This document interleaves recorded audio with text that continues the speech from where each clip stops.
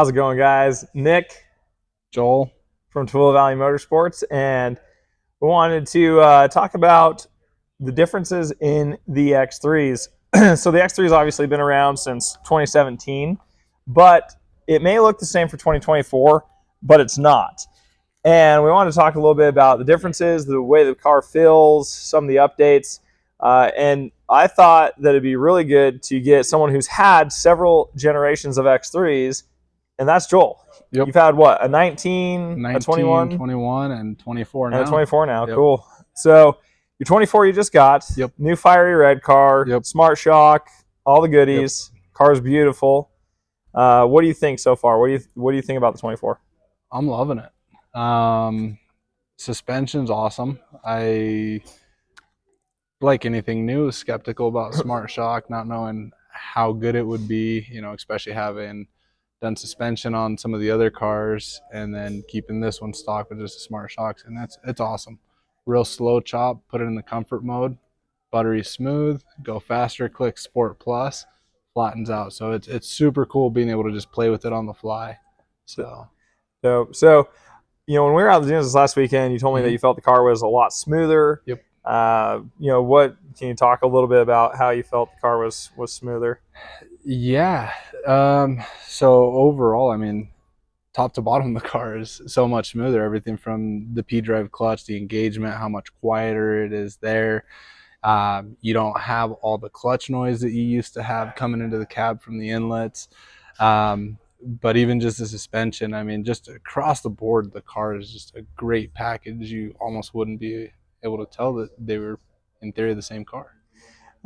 It's kind of what we've been seeing as the X3 has changed through its iterations. The first cars were really good, but a lot of people come in, hey, the X3 still looks the same, but it's really not. It's like you just said, you would not know this the same machine if you were to drive them back to back. It just feels so much different between the chassis updates and the suspension updates and the A-arms and then the P-drive clutch and the ducting. And you mentioned the P-drive, and I think that new clutch, that roller style clutch, has been a big thing on the last few years of X3 and getting that drivetrain efficiency up and getting belt life up. And then of course, coupling that with the new MG1 ECM, that's just, it's a much smarter ECM. It's, strategy is a lot different than the old ECM, the way that it looks for a desired torque. And so it's able to, keep the power level much higher than the old ECM did. And the P-drive, of course, is so smooth. And then the new clutch ducting and everything is just a lot quieter and tighter car overall. So, yeah, I can definitely see that. Yeah. And coming from like your 2019 to your 21, can you talk a little bit about the difference like in those two machines? Your 19 to your 21. Ooh. Both had smart lock though, right? Yeah. 19 so that one did had have a smart lock in it, So I did have that. I do like, obviously the new display on the 24s. We got that a couple of years ago. It is nice with the integrated belt temp, all that. So it does give you much more info than my 2019 car did.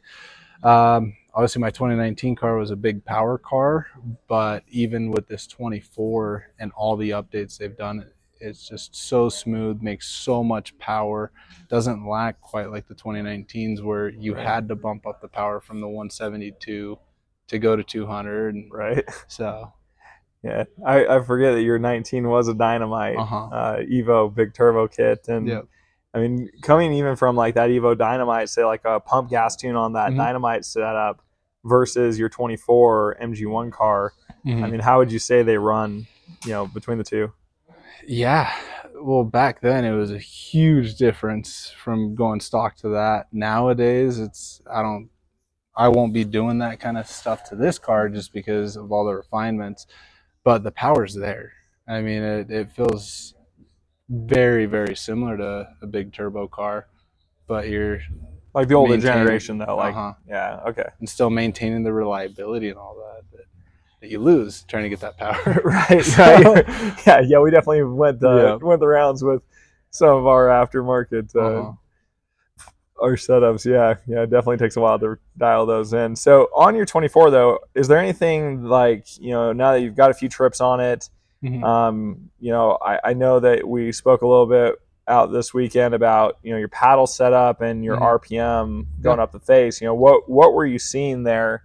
And I guess So you mentioned that your 21 to your 24, the 24 is definitely smoother with PDrive versus the QRSX, so the 21. But were there any downsides to either setup? I know you ran a little bit different setup on your 21 than you ran on the 24. Yeah. So the 21, that one had gotten pretty dialed with clutching, our paddle setup that we had done.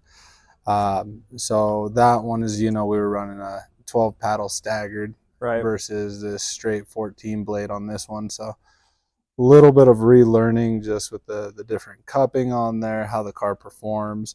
RPM this last trip was a little low. Playing with the air pressure did help. Took it from 12 psi, which at the steep part of the face, we were pulling about 6,900 RPM, which is pretty low. By the time I did air it up to 14 psi, we were getting about 7,100. So we are working in the right direction, but I think gotta play with clutching a little bit, get some of that out of there. Yeah, it seems like the 23, 24 cars were weighted pretty heavily, and so some further clutch refinement's going to be needed to get those RPMs up where we'd like to see them. Really the 77 to 88, 77 to 8,100 RPM range is really desirable for the 903 Rotax motor. And it's again kind of speaking to the differences in the generations of the cars. Like this 18 behind me, what worked on that machine does not work on these new cars. In fact, we're able to put more paddle and more cup on them, and they'll carry them more efficiently. But as BRP has changed the X3 and they've made these updates,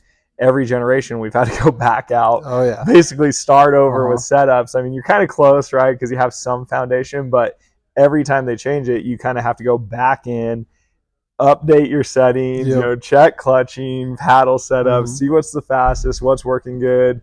Of course, when they went to the smart lock, the driving was different, and so it really has changed a lot. Just like these two cars sitting behind us. This is a 2018 that we got in on trade, and it's super clean car. It's in great shape, but it's so different. You drive this 18 around the parking lot, and you can feel the refinement difference. It's a very different machine just in its driving feel and feedback versus like this 24 that you're sitting in front of, and it's, again, just wild how much this machine really has changed underneath its skin, even though it really looks similar on its exterior. So, well, thanks for spending a minute with me. Yeah. It's awesome to have you here and, have all that experience, the fact that you've ran so many different machines and broken so many of them. So, you've definitely been through your fair share of testing. It's awesome that, you're so involved and active and, go and use these things, and I think your family really loves it too, which is super cool. Yeah, they all do. So that's why we're here. Yeah, we do it because we like it, man. We love it. So yeah, it's super cool. Well, I guess I'll keep chatting up with you when you get a little bit more time on this 24, and as we find more setups that work on it, and kind of get the clutching dialed in, and keep figuring it out. So see what's next from there. Right? Yeah. What's next? Yeah. So cool. Thanks, guys.